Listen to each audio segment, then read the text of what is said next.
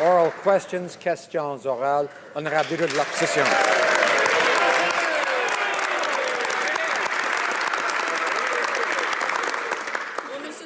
First, the Prime Minister promised that he would only borrow $10 billion. Then he broke that promise and said it would have to be more than $10 billion. Now he's saying he's going to have to borrow $18 billion, but that's not counting the first $10 billion. So maybe it's $28 billion, but definitely not $30 billion. Mr. Speaker, the Liberals have thrown around so many numbers over there, no one knows what's going on with them. Can the Prime Minister just admit that him and the Finance Minister are just making it up as they go along? Right Honourable Prime Minister. For 10 years, Canadians struggled with lower growth and the kind of government that did not create the opportunities that Canadians knew we need to build a stronger future for ourselves, for our families, for our communities, for our children. That's why the Liberals campaign on a promise and a commitment to invest in our communities once again, to offer Canadians and the middle class and those working hard to join it the opportunity to succeed and to create once again the kind of economy that everyone can be proud of participating in. That's what we're committed to doing. That's what Canadians elected us to do. That's exactly what we're going to do. That's it. Honorable chef de l'opposition. Pendant la campagne, les libéraux ont promis aux Canadiens qu'ils n'allaient pas emprunter plus de 10 milliards de dollars. On apprend maintenant qu'ils augmentent cela à 30 milliards. Quel sera le chiffre demain? On ne sait pas. Monsieur le Président, pourquoi le Premier ministre emprunte-t-il de l'argent que nous n'avons pas alors qu'il n'y a pas de récession et qu'il n'y a aucun plan pour rembourser? Premier ministre. Je trouve ça toujours intéressant, Monsieur le Président, de voir mes collègues conservateurs continuer de répéter les mêmes arguments que les Canadiens ont rejetés lors des dernières élections. Nous savons que nous avons besoin d'investir dans l'économie canadienne. Nous savons que la classe moyenne a besoin d'aide, qu'on a besoin de créer de faciliter la création de bons emplois. C'est exactement ce que nous nous sommes engagés à faire. C'est exactement ce que nous allons faire dans les années à venir. Merci beaucoup. The Leader of the Opposition. Well, Mr. Speaker, while the Prime Minister couldn't point to a single solitary country that actually asked us to pull our CF-18s out of the fight against ISIS, an American general in charge of the airstrike said he was sad to see our pilots come home. He also said he hopes that the Canadians will come back. Why did the Prime Minister mislead Canadians so badly when he suggested that our American allies were just fine with us pulling out our CF-18s? The Right Honourable Prime Minister. Our allies were pleased to know that Canada continues to be a strong member of the coalition and indeed has stepped up our involvement in the fight against ISIS. The way we're doing it is by doing what Canada has done a very good job of. We are doing more training, we are helping on intelligence, we are doing more humanitarian and refugee support.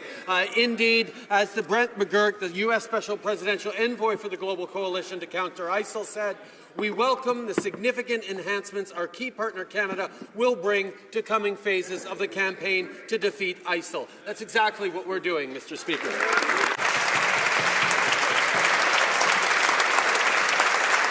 Honourable Member for Calgary-Midnapore. Well, Mr. Speaker, only the Prime Minister thinks that we're stepping up our fight by ending our combat mission.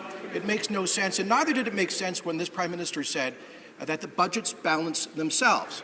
Now, we've broken through a $10 billion budget deficit commitment, Mr. Speaker. Now we're hot on a trail of a $30 billion deficit, a completely wrecked campaign commitment. Mr. Speaker, I'd like to know, does the Prime Minister not understand that deficits now mean higher taxes in the future, and does he still believe that budgets balance themselves? Honourable Prime Minister. What the member opposite seems to continue to fail to understand is that Canadians know that we need to invest in our economy. We need to invest in the kind of infrastructure that our communities have been asking for. We need to invest in the kind of jobs and support for the middle class that Canadians right across the country demanded in the last election. That member and his party failed to offer Canadians the kind of vision for the future they needed, and that's why they're sitting on the other side of the House today. Honourable Member for Calgary-Midnapore. Mais le problème, Monsieur le Président, est que le Premier ministre a fait un engagement clair et spécifique pour un déficit de pas plus de 10 milliards de dollars. Et cette semaine, ils ont admis un déficit de peut-être 30 milliards de dollars. Et ça a triplé dans 3 mois, Monsieur le Président. Alors, la question, c'est clair pour le Premier ministre. Comment est-ce qu'ils vont réduire ces gros déficits qui augmentent par le jour sans les augmentations des impôts? Et quels impôts est-ce qu'ils vont augmenter? Honorable Premier ministre. Encore une fois, on voit, Monsieur le Président, que les conservateurs ne comprennent pas comment créer de la croissance dans l'économie canadienne. Nous avons besoin d'investir pour créer cette croissance-là et les 10 ans de coupure et de réduction de services et de baisse d'impôts pour les mieux nantis plutôt que pour ceux qui en ont besoin nous ont amenés dans une situation où l'économie canadienne ne fonctionne pas à sa pleine puissance. C'est pour ça que nous faisons les investissements que, franchement, les Canadiens nous ont demandé de faire par la campagne électorale. Honorable député d'Outremont. Another First Nations community in Northern Ontario has just declared a state of emergency, not because of a weather disaster or because of any accident, but because of the everyday reality there that is simply unacceptable in our country. One woman died as her husband held her hand, and the community's nursing station ran out of the oxygen that could have saved her life. 2 4-year-olds died of fever because of strep throat, and an epidemic of suicides has hit children as young as 10 years old. The regional chief talks of discrimination and institutional racism in the healthcare system. He's right. What's the government doing about it? Right Honourable Prime Minister. I thank the honourable member for bringing forward this tragedy that we all know far too well. It goes on not just in Northern Ontario but across the country. We need to fix a relationship that has broken over the past decades and indeed centuries between Canada and Indigenous peoples. That is why this government is pledged to renew a new relationship, putting real money forward to build support on infrastructure, on health, on a broad range of things, and creating a true nation-to-nation relationship. This is something I know all members in this House can agree on. We need to begin to be true partners to First Nations. Député d'Outremont. Monsieur le Président, depuis 2 jours, le Premier ministre et son ministre des Transports font semblant qu'Air Canada, et je cite, a pris l'engagement pour mettre sur pied un centre d'entretien des C-séries ici. C'est faux. Il n'y a aucun engagement concret de construire un centre, tout au plus une vague intention d'Air Canada de sous-traiter la maintenance. Le Premier ministre est manifestement mal informé. Peut-il nous dire pourquoi il a renié sa promesse d'aider les 2600 travailleurs d'Avios en dispensant Air Canada de ses obligations pourtant claires au terme de la loi? Honorable Premier ministre. Au contraire, Monsieur le Président, nous aidons les travailleurs en manufacturier à travers le pays et surtout en aéronautique en investissant dans la manufacture haute qualité, y compris en regardant comment on peut aider Bombardier. Nous sommes en train de travailler pour souligner le grand travail, la grande bonne nouvelle qu'Air Canada va acheter des avions C-Series et que Bombardier et le Québec et Air Canada vont travailler ensemble pour assurer la sous-traitance pendant 20 ans de la C-Series. Pas juste pour les avions d'Air Canada, mais pour les avions de Bombardier de partout dans le monde. C'est une bonne nouvelle pour notre industrie et pour nos travailleurs. Donc, le Premier ministre admet maintenant qu'il n'y a aucune garantie ferme de construction d'un centre d'entretien. Au lieu d'appliquer la loi comme il a l'obligation de le faire, c'est la base même d'une société démocratique, la loi s'applique également à tout le monde, les libéraux vont changer la loi sur Air Canada pour éviter de futurs litiges aux transporteurs. Coudon, c'est qui le pilote dans l'avion, Air Canada ou le Premier ministre? Est-ce que le Premier ministre va s'engager de ne pas toucher la loi sur Air Canada et enfin défendre les 2600 travailleurs d'Avios? Bravo! Et très honorable Premier ministre. Monsieur le Président, nous sommes très préoccupés par la perte d'emploi chez Bombardier et des travailleurs qui ont perdu leurs emplois il y a plusieurs années. Nous voulons travailler pour restaurer la force de l'industrie aéronautique partout au Canada, pas juste au Québec. C'est exactement ce que nous sommes en train de faire en travaillant avec l'industrie, avec Bombardier, avec Air Canada, avec le Québec et les autres provinces pour s'assurer qu'on a un avenir fort pour l'économie canadienne et pour les travailleurs exceptionnels. Honorable député d'Outremont. As Kevin Page so eloquently put it, The fudge factor is overwhelming.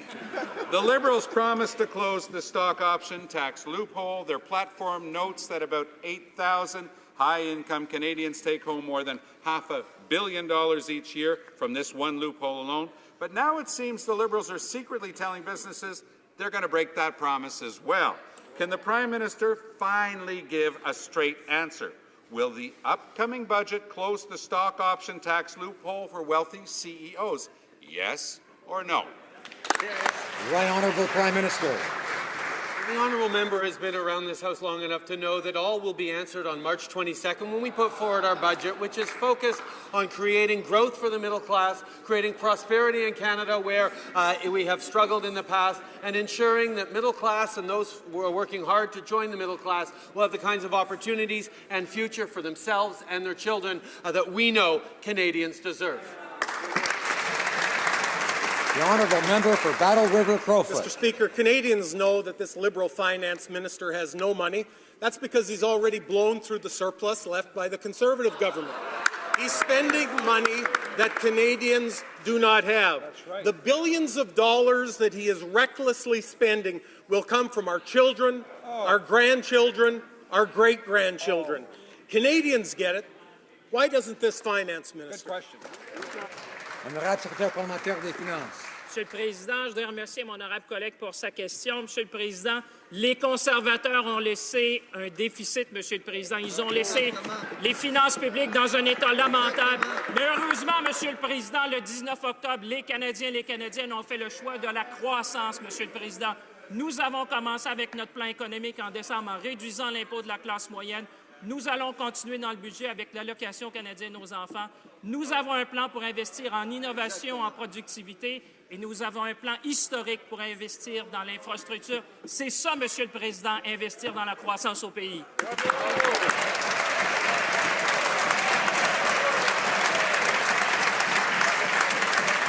Honourable Member for Battle River Crowfoot.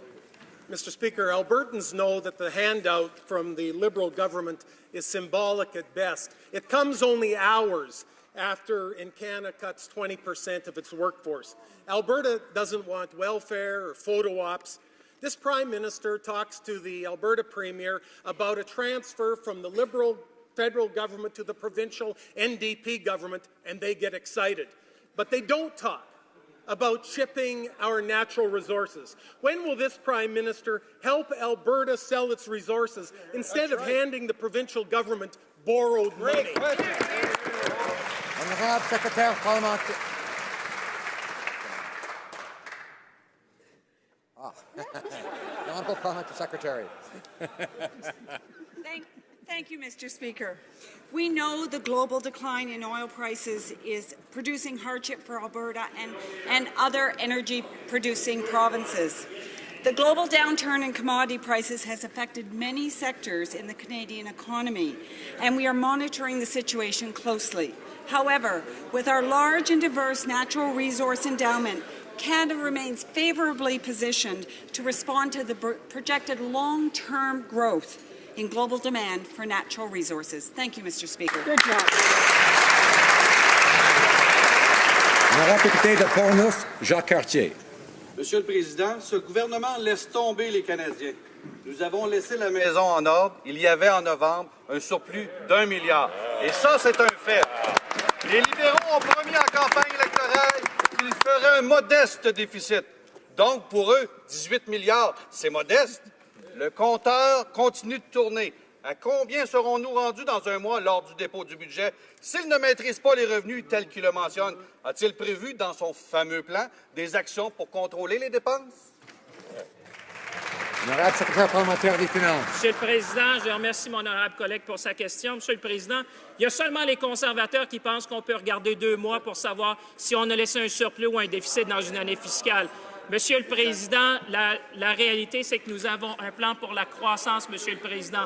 Nous avons commencé en décembre. Nous allons continuer avec notre plan pour la croissance. Monsieur le Président, le moment est venu d'investir dans l'économie canadienne. C'est ce que les Canadiens ont demandé le 19 octobre. C'est exactement ce qu'on va faire, Monsieur le Président. Honorable député de Portneuf, Jacques Cartier.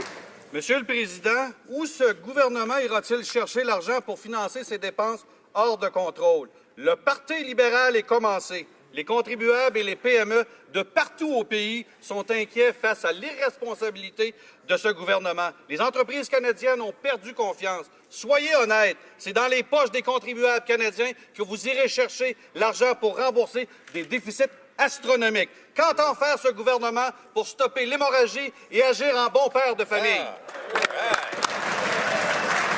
Honorable secrétaire parlementaire. Monsieur le Président, je remercie mon honorable collègue pour sa question. Monsieur le Président, l'ensemble des économistes s'entendent que c'est le moment est venu d'investir dans l'économie, Monsieur le Président. Les seuls qui ne comprennent pas ça, c'est nos collègues de l'autre côté, Monsieur le Président.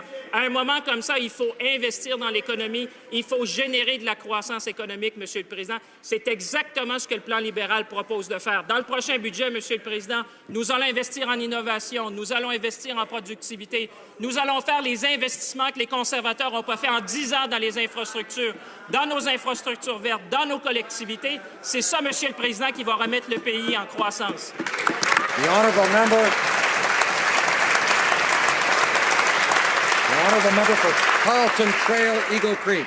Mr. Speaker, the Transport Minister's first act was to kill the Toronto Island Airport expansion. He unilaterally ended consultations on expanding the Toronto Island Airport to accommodate what he called the best aircraft in its class, the Bombardier C-Series. Expanding the airport would create jobs that don't require taxpayers to pick up the tab. Why is the minister letting internal Liberal Party politics limit economic development in Toronto and block new jobs at Bombardier? Good question. Honorable Ministre des Transports. Mr. Speaker, I thank my honourable colleague for her question, and she's right. I said it. The C-Series is the finest aircraft in the world in its class. And I'm just delighted that Air Canada has decided that it's going to buy 45 of them from Bombardier and possibly another 30. Not only that, it's going to support the putting into place a centre where the maintenance of this aircraft can be done for the next 20 years. This is going to create jobs. This is good for Bombardier. This is good for the aerospace sector. She should be very happy about it. Hear, hear. Honorable député de Bellechasse, Lévis. Monsieur le Président, on le sait, les libéraux aiment ça se gargariser dans la pseudo-transparence. Or, on apprend que depuis décembre, il y a un comité secret qui a été formé qui parle des avions de chasse et de la stratégie navale. Pourquoi autant de secrets derrière des portes closes? Monsieur le Président, est-ce que les libéraux ont déjà décidé d'abandonner les travailleuses et les travailleurs canadiens de la construction navale et de faire construire des bateaux à l'étranger? The Honourable Parliamentary Secretary for Public Services and Public Services and Procurement.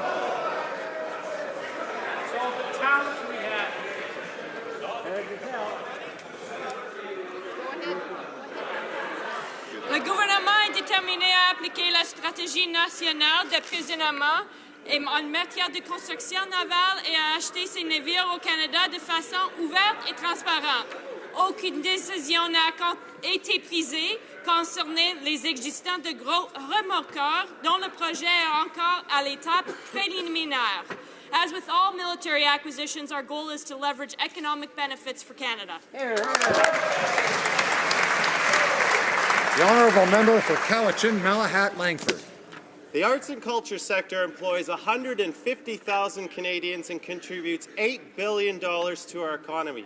Conservative cuts damage the sector and threaten good jobs.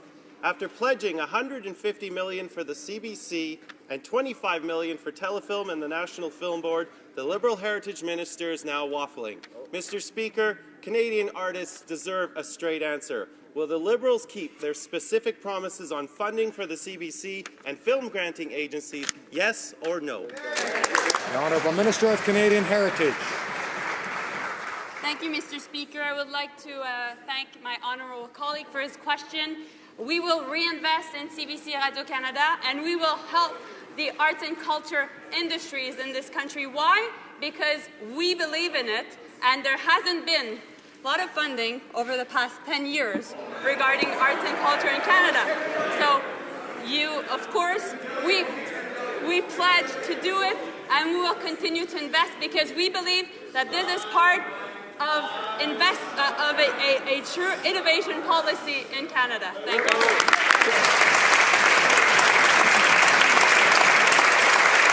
Honorable député de Rosemont-la-Petite-Patrie. Coudon, est-ce qu'ils croyaient à leurs propres promesses pendant les élections, les libéraux? Le milieu de la télévision est en pleine mutation. Les nouvelles règles du CRTC qui vont entrer en vigueur la semaine prochaine inquiètent les travailleurs.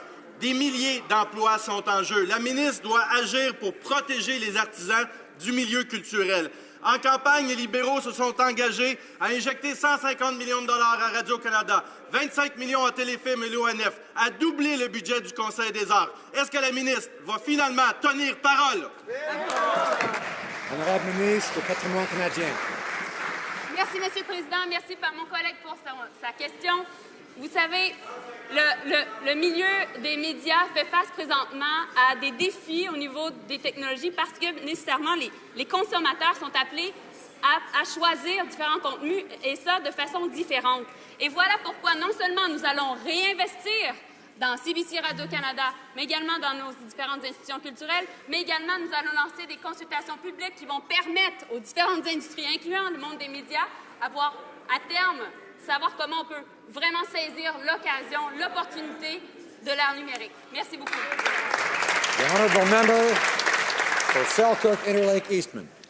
Mr. Speaker, the American general in charge of the coalition's air combat task force against ISIS was surprised to learn that Canada was withdrawing our CF-18 jets when he saw the story on CNN. So much for consulting our allies.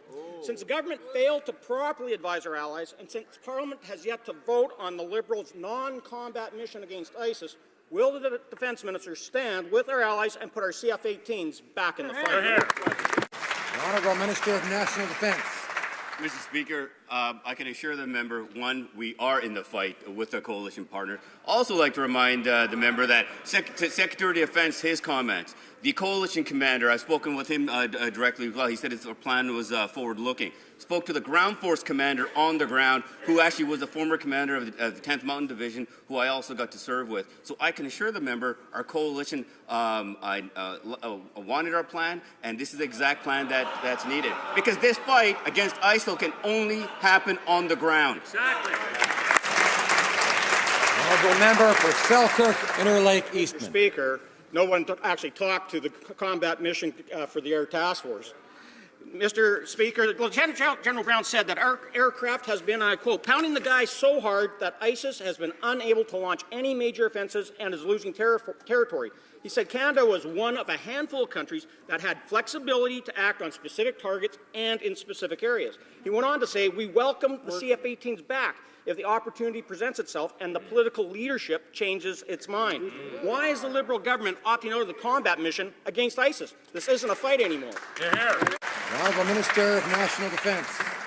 Mr. Speaker, as the honourable member spent time as the Parliamentary Secretary for Defence in the previous years, I forget the time frame, commanders of the service, so you should also understand the meaning of chain of command. So I talked to the coalition commander, the ground force commander, Secretary of Defence. So when I talk to them, they speak for all their the people that work for them, and this is why they like our plan. And I can remind the members that this fight against ISIL can only happen on the ground, not from the air.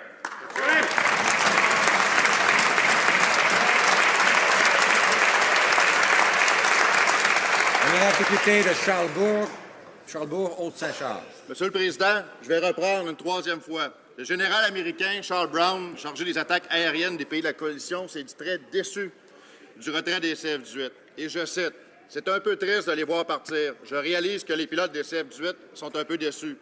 Je le serai moi aussi, mais ils sont les bienvenus s'ils veulent revenir. » Fin de la citation. C'est le général chargé des attaques aériennes de la coalition qui vous le dit, Monsieur le ministre. À quel moment allez-vous retourner nos CF-18 se battre? Bravo! Je rappelle aux députés. Je rappelle au député de diriger ses commentaires au président. Okay? The Honourable Minister of National Defence.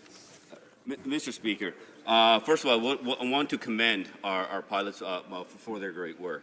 As I stated, our plan that we took a very thorough analysis on this. And moving forward, when I spoke with the ground force commander, the first question asked is, what do you need? He said, intelligence. Because when you go over time, and I'm happy to sit with my critics and explain the reasons why. Because when an enemy, over 1 year, you have to deal with them, they get much smarter. So to target them, the only way to do this is on the ground. And this is the reasons why we have tripled our training mission and doubled our intelligence capacity. Honorable député de Charlebourg, Haute-Saint-Charles. Monsieur le Président, quand on est un soldat dans les Forces armées canadiennes, la base de l'implication, une fois qu'on a reçu la formation requise, c'est de participer au combat. C'est important pour les soldats de savoir s'ils vont participer à des opérations de combat sur le terrain. Les États-Unis ont déclaré qu'ils étaient en guerre contre l'État islamique. La France a fait de même. C'est fondamental comme question pour nos militaires. Est-ce que le ministre peut nous dire si le Canada est en guerre contre l'État islamique, oui ou non? The Honourable Minister of National Defence. Mr. Speaker, I fully don't understand the member's question. You know, it is very simple.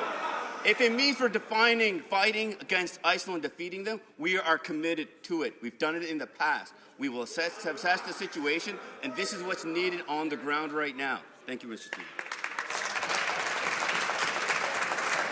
The Honourable Member for Edmonton Strathcona. Mr. Speaker, the economic downturn has hit Alberta workers hard.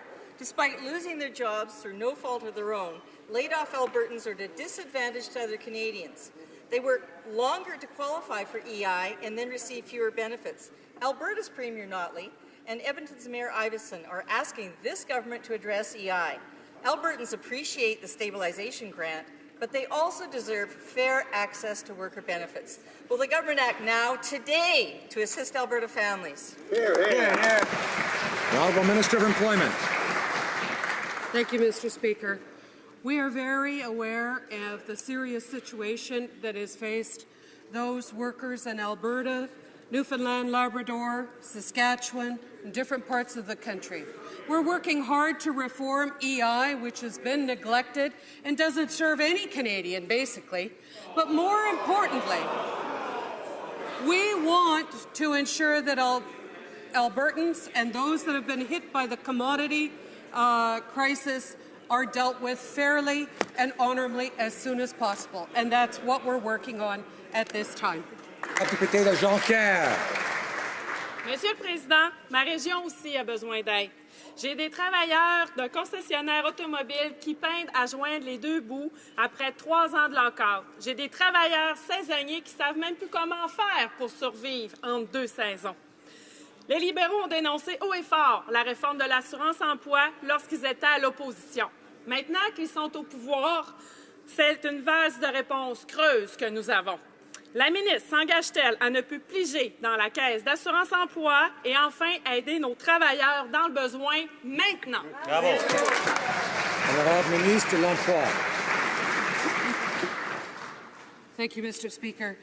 What I can say is that, yes, we are interested in hearing from Canadians on the best way to approach changes in EI.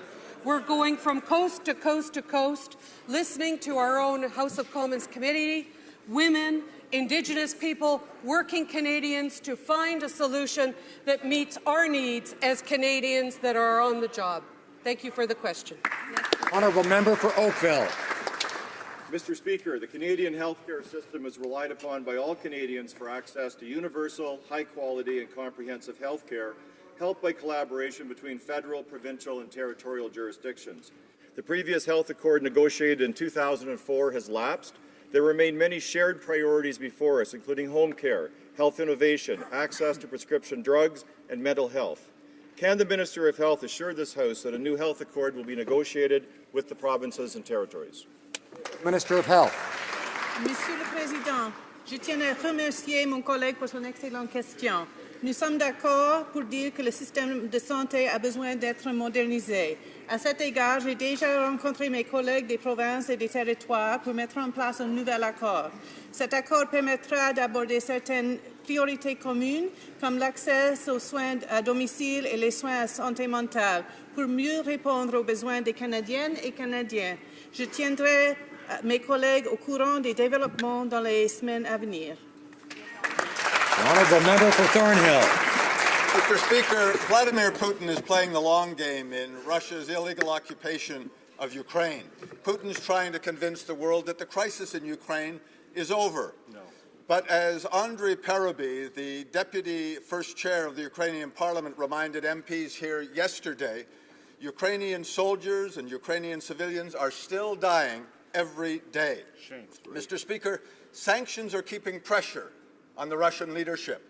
Why are the Liberals so desperate to normalize relations with Putin? Parliamentary Secretary to the Minister of Foreign Affairs. Thank you very much, Mr. Speaker. Canada stands steadfast with Ukraine. We always have, and we always will, and we will continue our unwavering support for the Ukrainian people. This is well beyond partisanship for all of us. Engaging in dialogue with Russia is not the same as agreeing with Russia. We will speak clearly, bluntly, and directly, and we have been explicit in our condemnation of Russia's unlawful annexation of Crimea. As the government of Ukraine stated last month, we believe Canada will be strong and firm in its pressure on Russia. The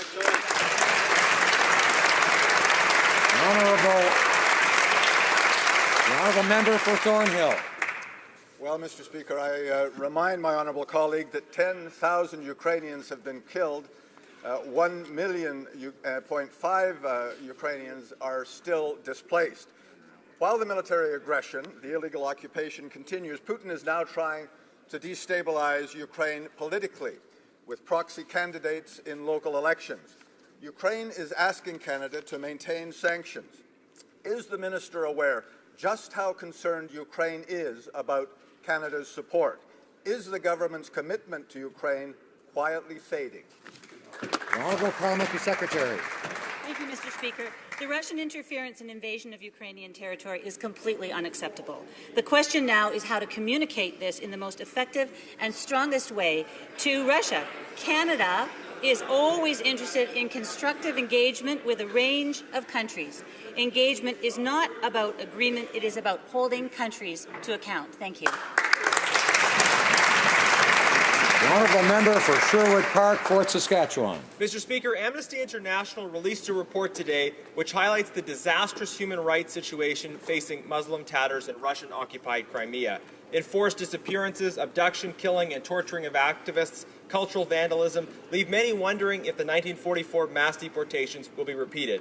We hear of engagement, dialogue, and reset, but things in Russia and Russian-occupied territories just keep getting worse. So why is this government still cozying up to the Putin regime? The Honourable Parliamentary Secretary.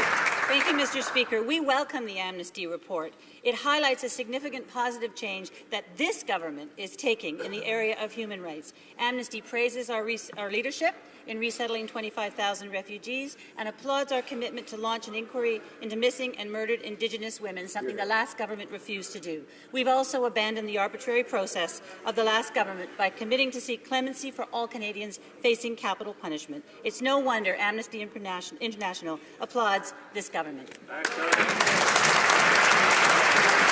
The honourable member for St. Albert, Edmonton. Month, I urged the Prime Minister to stand up for Canadian families who have been waiting too long to bring adopted children home from the DRC by calling President Kabila and asking for 16 exit visas.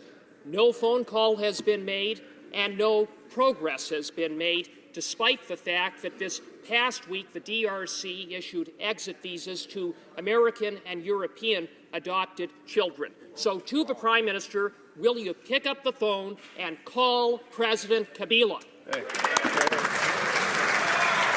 Honourable Parliamentary Secretary for Foreign Affairs, Consular Affairs. Thank you, Mr. Speaker. I want to thank the honourable member for his question. Our government is concerns about this file. We are aware about the visas that have been granted to American adoptees. We have a plan to speak with the Foreign Minister of the Congo Republic.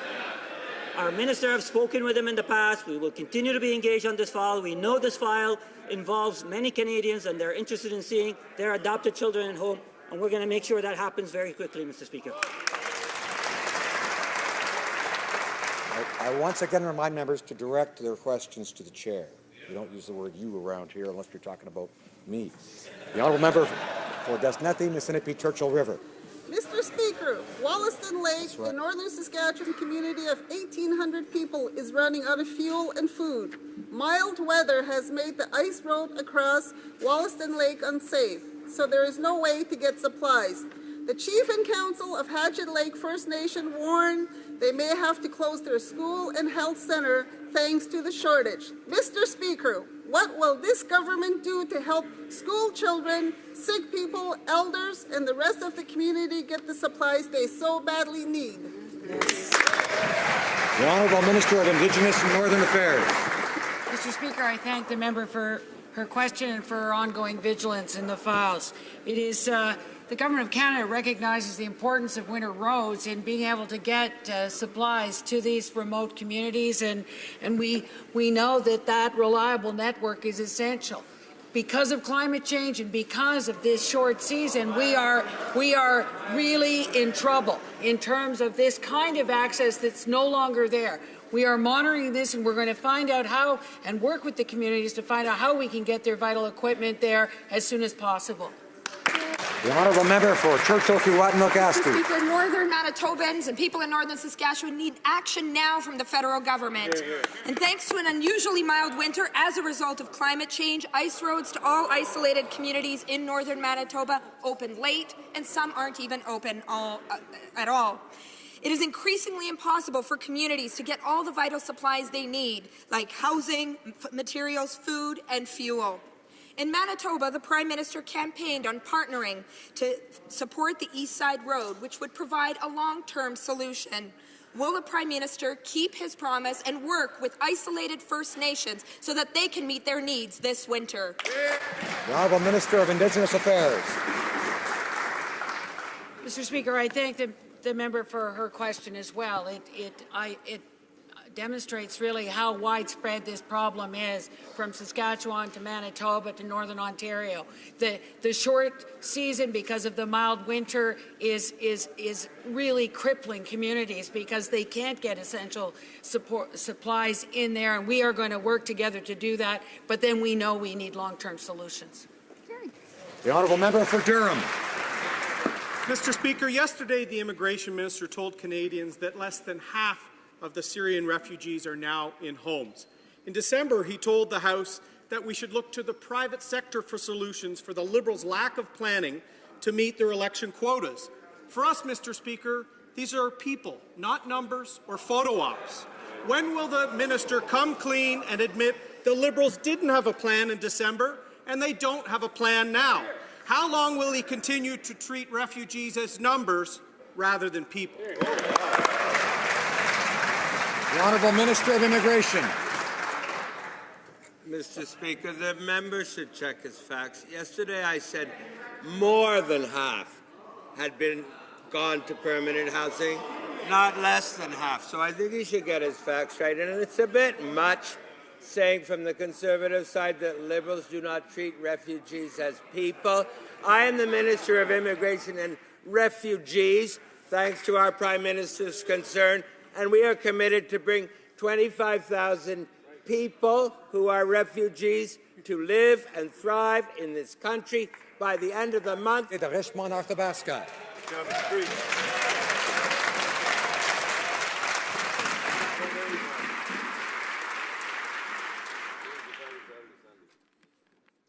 Monsieur le Président, je tiens à mentionner que j'ai totalement confiance aux différents organismes de sécurité en charge de l'analyse des dossiers syriens. D'ailleurs, on m'explique que lors des vérifications de sécurité, s'il y a un moindre doute pour la sécurité canadienne, le dossier est retiré immédiatement. Mais à ce jour, personne n'est en mesure de dire combien de dossiers ont été refusés pour des motifs de sécurité nationale. Le ministre de la Sécurité publique peut-il nous dire quel est le nombre d'applications qui ont été refusées? Est-ce 1, 5, 10, 200 ou plus encore, Monsieur le Président? Mr. Speaker, the system that is in place to protect security in relation to the Syrian refugee project has been designed by the Department of Immigration and Refugees with the expert advice of the CBSA, the RCMP, and CSIS. They have done their job exceptionally well, and at the end of the project, when we have all of the information about how successful it has been, we'll be happy to share that with the House. The honourable member for Bruce Grey, Owen Sound. Mr. Speaker, we all know that the security of Canadians should be the #1 priority for any government. Now, we all know as well that the Liberals have been putting Canadians at risk by fast-tracking refugees into the country in order to meet their election quota. So I have a simple question for the minister, Mr. Speaker. Of the total number of refugees accepted, what percentage were given extra security screening? Here, here. The honourable Minister of Public Safety. Mr. Speaker, the system we have put in place was designed with the best expertise in Canada, and I'm very pleased to say that the Commissioner of the RCMP, the Director of CSIS, and the President of the CBSA have all said, on their own volition, that they believe that this system is thorough and satisfactory, and it's accomplishing the Canadian objective to get this humanitarian project done and to get it done properly and safely, and that is in fact the case. Honorable député de Moncton Riverview, Dieppe. Monsieur le Président, ayant 23 ans d'expérience au sein du service régional de Kodiak de la GRC, j'ai toujours été fière de travailler avec mes collègues dans une atmosphère respectueuse. Tous les employés de la GRC méritent de travailler dans un milieu sain et libre d'harcèlement. Que fait le ministre pour assurer un milieu de travail respectueux, sain et libre d'harcèlement pour les policiers ainsi que pour les membres civils? Honorable Ministre de Sécurité publique. Mr. Speaker, our election platform provided a clear mandate to ensure that the RCMP is indeed a healthy workplace. Sexual harassment is never acceptable. On February the 4th, I asked the Civilian Review and Complaints Commission to undertake a comprehensive review of RCMP policies and procedures to evaluate the implementation of recommendations against harassment which were made by that commission in 2013. Instances of harassment must be met with comprehensive, transparent investigations, strong discipline, support for victims, and action to ensure a safe and respectful environment going forward. The honourable member for Foothills. Thank you, Mr. Speaker. It is quite shameful earlier this week we learned that the Employment Minister doesn't believe that private members' bills are an important piece of legislation. In the last Parliament, many private members' bills were brought forward on important issues on both sides of the floor. On this side of the House, I'm proud to say that we encourage our members to bring forward important issues from their constituents and bring forward private members' bills on issues important to all Canadians. The Employment Minister is muzzling union members by taking away their democratic right to a secret ballot. Why is the Liberal government muzzling their own members by discrediting private members' bills? Honourable Minister of Employment. Thank you, Mr. Speaker. We want to clarify that Bill C-4 is here to reset a stage which is fair and balanced. Each individual collective bargaining unit can decide on their own system that they choose to use, whether it is the card system or the voting system. The point of C-4 is to bring fairness and balance, something that was missing because of the other side. The honourable member for Courtenay Alberni. Mr. Speaker, 6 months ago, my constituent, Alison Auser, experienced one of the worst nightmares a parent can ever face. Her 4 children, were taken by her ex-husband. Alison has reason to believe her children are now in Kurdistan, in northern Iraq. Today, she is here in Ottawa, urging the government to do everything it can to help bring her children safely home. Can the minister please inform the House and Alison what actions the government is taking to ensure the safe and immediate return of her children? The Honourable Parliamentary Secretary for Foreign Affairs, Consular Affairs. Mr. Speaker, I want to thank the honourable member for his question and for his tireless work on this important file. Our government remains committed and deeply concerned about the safety and the well-being of the Azar children. We have been in constant and regular contact with Ms. Azar. In fact, I met with her yesterday and I spoke to her again today before question period. I want to assure the House that our officials are working closely with government authorities here and abroad, and including law enforcement agencies. And I want to take a moment to recognize Ms. Azar's strength and commitment. I want to assure her and this House that we are very committed to the return of her children safely at home.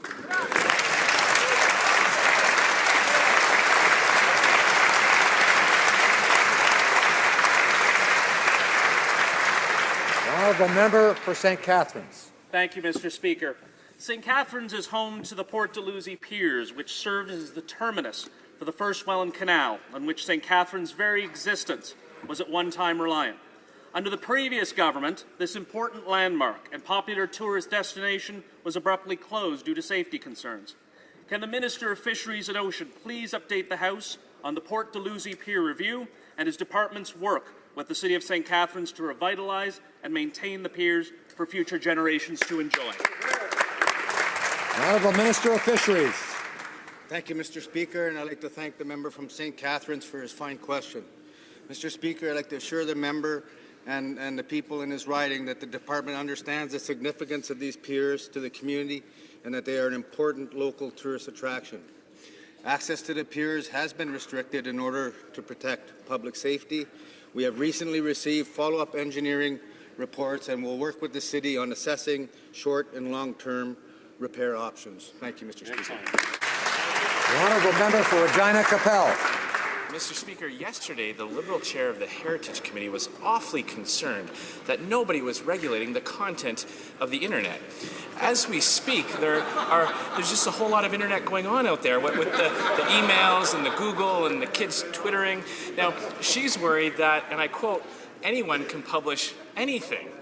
You know, when Al Gore invented the Internet, he did it in a way that protected free speech. We know that the Prime Minister has great admiration for dictatorships like China. Is this government going to take a page from the original Red Book and start stifling free speech?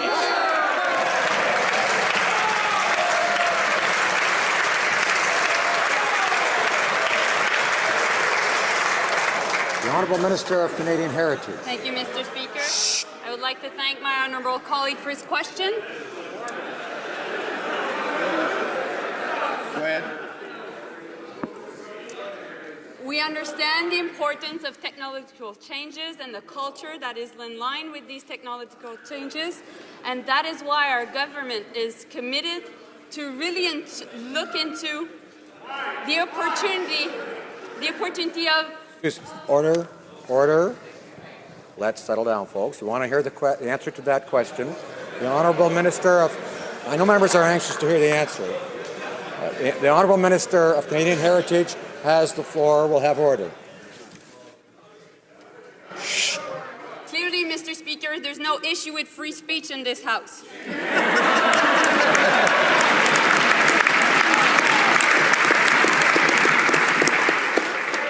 Thank you. And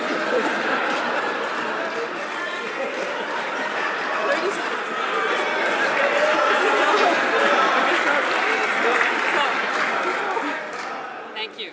Thank you. So, we will launch public consultation on the digital shift in order to really seize the opportunity, but not only that, to really understand the impact the Internet may have on users and creators in general. Thank you.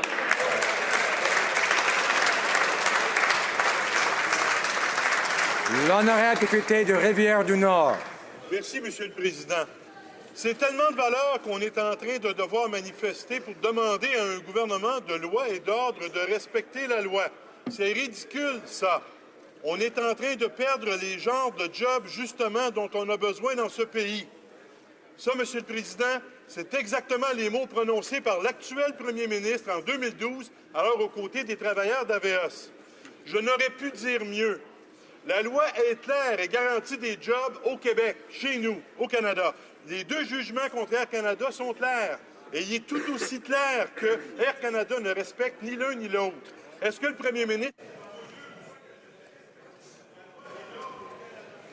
Honorable ministre des Transports. Merci, Monsieur le Président. Je suis bien sûr très content d'apprendre que Air Canada va investir dans le C-Series de Bombardier. C'est une bonne nouvelle. Il va soutenir l'implantation d'un centre d'excellence pour les 20 prochaines années. Ça aussi, c'est une bonne nouvelle. Mais je dois vous dire que quand j'ai répondu à la question de la députée de Carleton Trail, Eagle Creek, j'ai entendu le député de la Beauce dire « Personne ne veut acheter des C-Series ». J'aimerais qu'il s'explique.